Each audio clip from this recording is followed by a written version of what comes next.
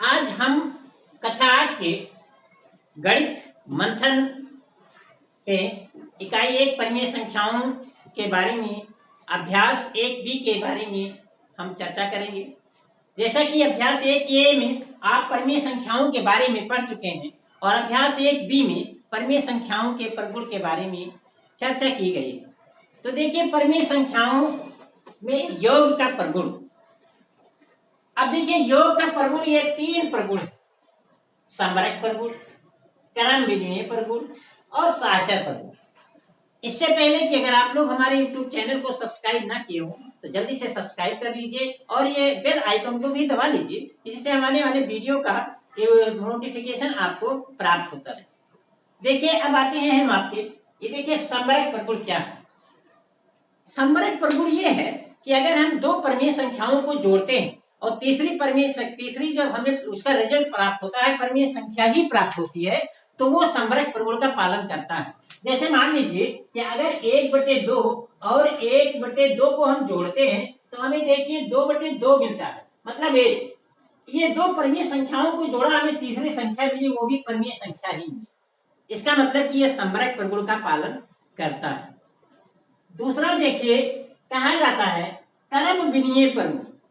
क्रम विनिमय प्रगुण जैसा कि नाम से ही स्पष्ट है कि क्रम विनिमय यानी क्रम को बदल दिया जाए और रिजल्ट में कोई फर्क ना पड़े, यानी दो परिमेय संख्याओं को हम जब जोड़े तो उसके क्रम को बदल दें और रिजल्ट हमको वही प्राप्त हो, तो इसका मतलब कि वो क्रम विनिमय नियम का पालन करता है। जैसे मान लीजिए कि अगर हम 1/2 धन 3/2 जोड़ते हैं या 3/2 धन 1/2 जोड़ते हैं, अब दोनों का रिजल्ट हमें एक ही मिलता है, इसका भी रिजल्ट और इसका रिजल्ट हमें समान मिलता है। इसका मतलब कि क्रम को बदल दिया गया, जो पहले था उसको बाद में कर दिया गया, जो बाद में था उसको पहले बदल दिया गया, क्रम को अदला बदल ही कर दिया गया और रिजल्ट में हमें कोई अंतर नहीं मिला। इसका भी मान यही हुआ 4/2 और इसका भी मान हुआ 4/2, मतलब कि क्रम को बदल देने पर उसके मान में कोई परिवर्तन ना हो तो वो क्रम विनिमय नियम का पालन करता है। तीसरा है आपका साहचर्य प्रगुण। अब साहचर्य प्रगुण में क्या है, इसमें 3 परिमेय संख्याएं ली जाती हैं।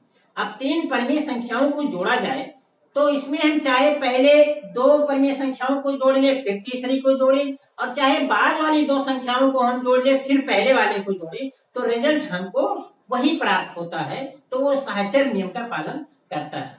अब आगे हम इसका अभ्यास में इसका उदाहरण को हम आपको कन्फर्म कर देंगे, क्लियर करते हैं। देखिए अब ये अभ्यास 1B का सवाल नंबर 1 दिया गया है, जिसमें कि आपको बताना है कि ये निम्नलिखित जो कथन दिए गए हैं सत्य हैं या असत्य हैं। तो चलिए देखिए हम पहले पार्ट पे इसके चर्चा करते हैं। इसमें देखिए 2 परिमेय संख्याएं जोड़ी गई हैं, ऋण 4/5 धन और ऋण 4/5, तो जाहिर सी बात है, और बराबर ऋण 8/5, तो जाहिर सी बात है अगर इन दोनों को हम हल करेंगे तो हर बराबर है तो अंश को सीधे जोड़ेंगे तो ऋण 4 और ऋण 4 मिलकर ऋण 8 हो जाएगा। इसका मतलब कि ये कथन सत्य है, ये कथन सत्य है। अगला देखिए कहते हैं कि सेकंड पार्ट कहता है इसमें 2 परिमेय संख्याओं को जोड़ा गया है, ऋण 6/7 धन 6, और फिर कहते हैं परिमेय संख्या नहीं है, लेकिन अगर इनको जोड़िएगा तो देखिए ये मिलती है कि ये परिमेय संख्या है। अगर ऋण 6/7 में हम 6 जोड़ेंगे तो 6 7 42 में से 6 निकालेंगे नहीं 36/7 मिलेगा, हमको ये 36/7 मिलेगा, 42/7 और ये 36/7 मिलेगा, जो कि एक परिमेय संख्या है। अतः यह कथन असत्य है। यह कथन क्या है, असत्य है, सत्य नहीं है।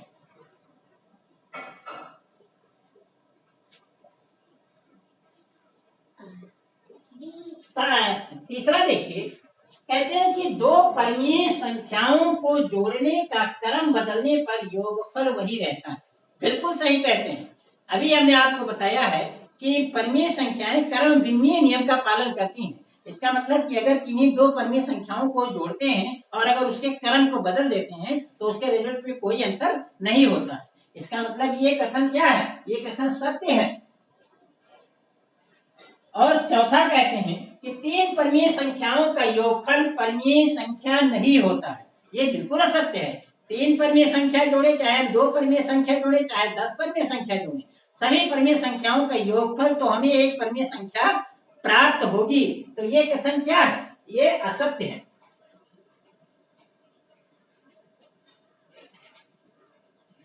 देखिए सवाल नंबर 2 कहते हैं कि निम्नलिखित परिमेय संख्याओं जोड़कर बताइए कि योगफल परिमेय संख्या है अथवा नहीं है। तो चलिए हम इनको जोड़ते हैं, ऋण 3/4 और 3 को जोड़ते हैं। तो देखिए ऋण 3/4 धन 3, अब 3 को हम 3/1 लिख सकते हैं। 4 और 1 का अगर हम एलसीएम लेंगे तो 4 मिलेगा। तो इस प्रकार ऋण 3 धन 3 गुणे 4/4 हो जाएगा, और 4 में 3 से गुणा करेंगे तो ये 12 हो जाएगा, और 12 में से 3 घटाएंगे तो 9/4 हमको हो गया। इसका मतलब कि 9/4 जो कि एक परिमेय संख्या है। इसी प्रकार से देखिए ऋण 1 और ऋण 2/3 को हमें जोड़ना है। तो ऋण 1 धन 2 ऋण 2/3 हम जोड़ रहे हैं। तो देखिए अगर हम 3 और 1 का एलसीएम लेंगे तो 3 हो जाएगा, 3 यहाँ से गुणा हो जाएगा, तो ऋण 1 गुणे 3 धन ऋण 2/3 हो जाएगा। अब देखिए अगर इसमें हम गुणा करेंगे तो ऋण 3 और धन और ऋण का गुणा ऋण हो जाएगा, तो ऋण 2/3। इसका मतलब कि ये हो जाएगा ऋण 5/3। ये भी एक परिमेय संख्या है। देखिए ये तीसरे सवाल दिया गया है, इसमें कहते हैं कि दोनों पक्षों को हल करके सत्यापित करना है, वही क्रम विनिमय नियम को सत्यापित करना है। इसमें देखिए दिया गया है, दोनों तरफ वही दिया गया है, क्रम को बदल दिया गया है। ऋण 5/8 धन ऋण 9/13, और इधर ऋण 9/13 धन ऋण 5/8, मतलब क्रम को बदल दिया गया है। जो पहले था उसे बाद में कर दिया गया, जो बाद में था उसे पहले कर दिया गया। तो आइए पहले हम लेफ्ट हैंड साइड बाएं पक्ष को लेके हल करते हैं। तो बाएं पक्ष आपका है ऋण 5/8 धन ऋण 9/13, और इस प्रकार से 8 और 13 का लघुत्तम लेंगे तो आपको 104 मिलेगा। तो 13 में 8 से गुणा कर देंगे, इसमें हम 13 से गुणा कर देंगे, इसमें ऊपर नीचे 8 से गुणा कर देंगे।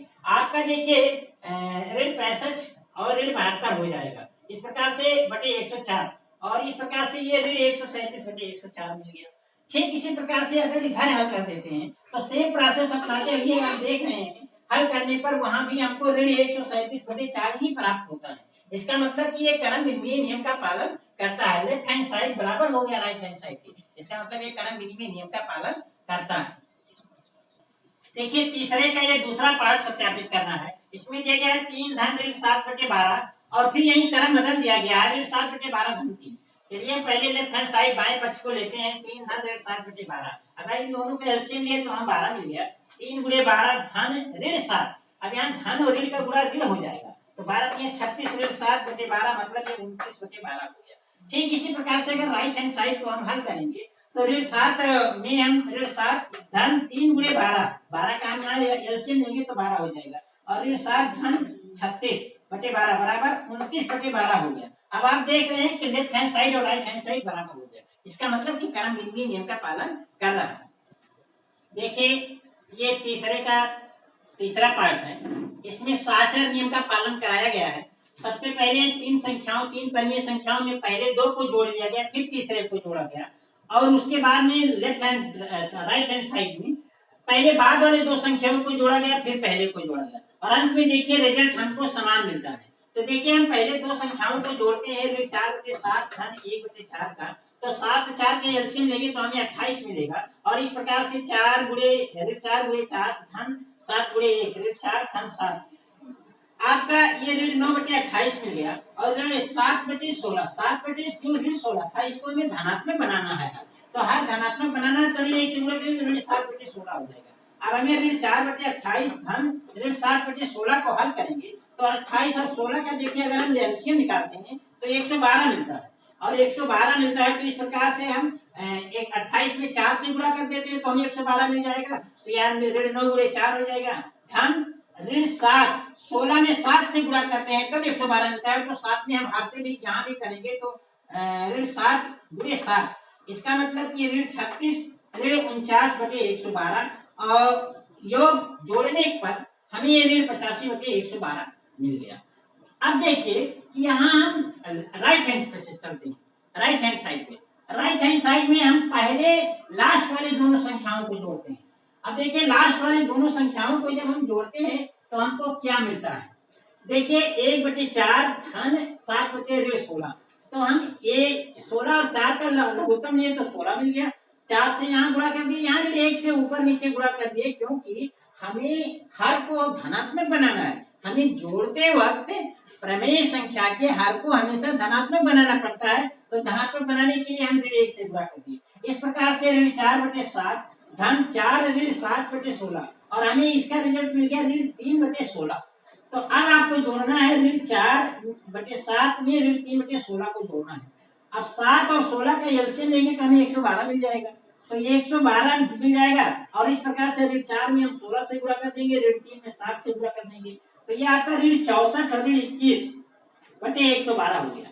ऋण 64 और ऋण 21 मिलकर ऋण 85/112 हो गया। अब आप देख रहे हैं कि यहाँ भी ऋण 85/112 मिला, यहाँ भी ऋण 85/112 मिला।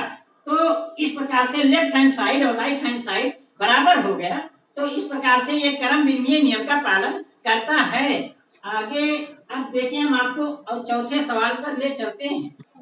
देखिए सवाल नंबर 4 में कहते हैं कि यदि a और b दो परिमेय संख्याएं हैं और a धन b बराबर ऋण 15/11, तो b धन a का मान ज्ञात कीजिए। अब देखिए अभी आपको बताए हैं कि अगर दो परिमेय संख्याएं हैं तो वो परिमेय संख्याएं क्रम विनिमय नियम का पालन करती हैं। इसका मतलब कि a धन b जोड़ने पर हमें ऋण 15/11 मिला है, तो b धन a ज्ञात b धन a करने पर भी हमें ऋण 15/11 ही मिलेगा, क्योंकि परिमेय संख्याएं योग के क्रम विनिमय नियम का पालन करती हैं। तो इसलिए b धन a बराबर ऋण 15/11। यहाँ लिख दीजिए क्रम विनिमय नियम, क्रम विनिमय नियम से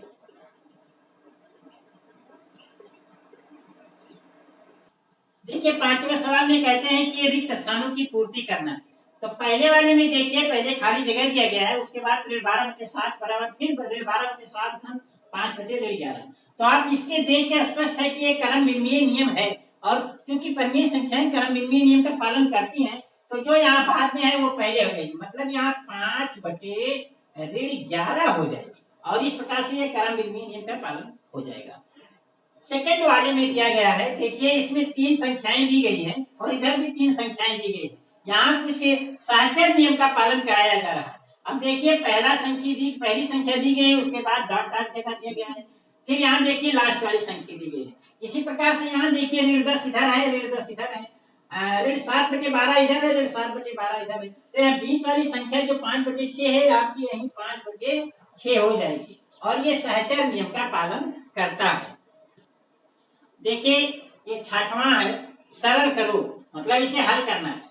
फर्स्ट पार्ट दिया गया 3/4 धन ऋण 8/9 धन 5/8। सबसे पहला काम है कि आप हर को धनात्मक कीजिए। तो देखिए हर इसमें पहले से ही धनात्मक है। अब हर को बराबर करने के लिए हर का हम लघुत्तम समापूर्तक निकालते हैं। तो देखिए 4, 9 और 8 का लघुत्तम समापूर्तक निकालते हैं तो हमको 72 मिलता है। अब देखिए 72 चूंकि सभी हर को हमको बनाना है, तो इसमें हम 18 से गुणा कर देंगे, और इसमें 8 से गुणा कर देंगे, और इसमें 5 से गुणा कर देंगे। तो इस प्रकार से ये 18 या 54 ऋण 8 64, लेकिन धन और ऋण मिलकर ऋण हो जाएगा। धन 5 9 45, और अब 54 और 45 को जोड़ेंगे तो 99 और ऋण 64 हो जाएगा। और इस प्रकार से 99 में से 64 घटाएंगे तो 35/72 इसका उत्तर हो जाएगा। देखिए 6वें का सेकंड पार्ट है, इसको भी हल करना है। ऋण 9/10 धन 22/15 धन 13/20। तो सबसे पहले हम हर के निरपेक्ष मान का लघुत्तम निकाल लेते हैं, और लघुत्तम निकालने पर पाते हैं देखिए कि इन तीनों का लघुत्तम हो गया 60। अब हमें सभी के हर को 60 बनाना है। तो देखिए 10 में हम 6 से गुणा करेंगे तो 60 बनेगा, तो अंश में भी 6 से गुणा कर देंगे। 15 में 4 से गुणा करेंगे तो 60 मिलेगा, तो हम 15 में मतलब अंश में भी 4 से गुणा कर देंगे, और 20 में 3 से गुणा करेंगे तब हमें 60 मिलेगा, तो हम अंश में भी 3 से गुणा कर देंगे। लेकिन चूंकि यहाँ हर देखिए ऋणात्मक है और हमें धनात्मक बनाना है, हर को हमेशा हमें धनात्मक रखना है, तो इसलिए लगे हाथ हम ऋण 3 से गुणा कर देते हैं कि ये हमारा हर भी धनात्मक हो जाएगा। और इस प्रकार से हम जब तीनों का गुणा करेंगे तो ये 60 60 60 हो जाएंगे। अब 60 60 हो जाएंगे, हर बराबर हो गया, तो हर 60 हो गया, तो अंश को सीधे हम अपना उसी हिसाब से लिख लेते हैं। तो देखिए 9 6 54 ऋण 54 धन 22 चौक 88 और ऋण 13 39 हो गया। अब हम 54 और 39 को जोड़ ले तो ऋण 39 ऋण 54 और ऋण 39 मिलकर ऋण 93 धन 88 और ऋण 93 धन 88 मिलकर ऋण 5/60 हो गया। फिर इसको हम सरल कर लिए तो ऋण 1/12 और यही आपका उत्तर हो गया। देखिए अंतिम सवाल 7वां सवाल कहता है इसे आपको योग की संक्रियाओं का प्रगुणों का प्रयोग करके आपको जोड़ना है। तो चलिए ये 3 परिमेय संख्याएं दी गई है, इसमें से 3 में से पहले हम 2 को जोड़ लेते हैं, फिर तीसरे को जोड़ते हैं।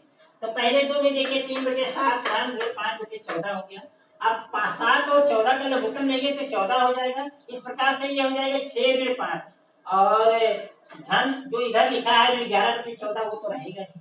अब देखिए 6 में से 5 निकल गया तो ये 1/14 धन ऋण 11/14।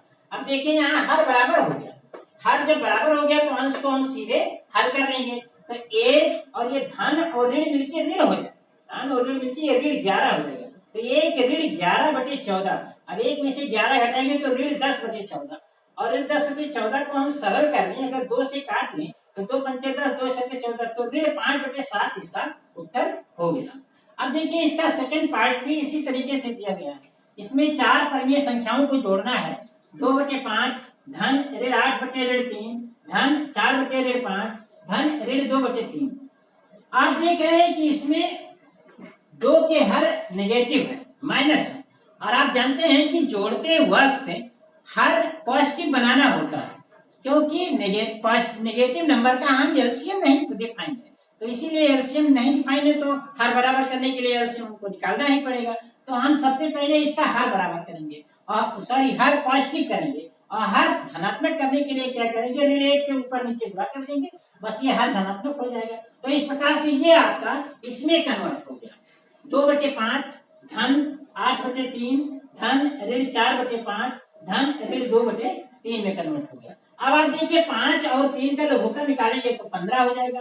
तो इस प्रकार से ये 2 में 3 से गुणा करेंगे 2/3 धन 8/5 धन ऋण 4/3 धन ऋण 2/5 और इसको गुणा करके के तो 3 दूनी 6 और धन 8 पंचे 40। ये चूंकि ये धन है ये ऋण है तो धन और ऋण का गुणा ऋण होता है, तो ये 4 के 12 ऋण 12 हो जाएगा। ठीक यहाँ भी वही कंडीशन है, धन और ऋण, तो धन और ऋण का गुणा ऋण होता है, तो यहाँ आपका 5 दूनी 10 हो जाएगा। हम यहाँ धन धन वालों को इकट्ठा कर रहे हैं तो 40 धन 6 46 हो गया और 12 ऋण 12 और ऋण 10 मिलकर ऋण 22 हो गया। अब 46 में से 22 अगर हम घटा लेते हैं तो 24/15 मिल जाता है और इस प्रकार से 8/15 आपका ये आपका उत्तर हो गया। तो इस प्रकार से आपका अभ्यास 1 भी समाप्त हो गया। हम अगले अध्याय में आपसे अभ्यास 1C में अगले वीडियो में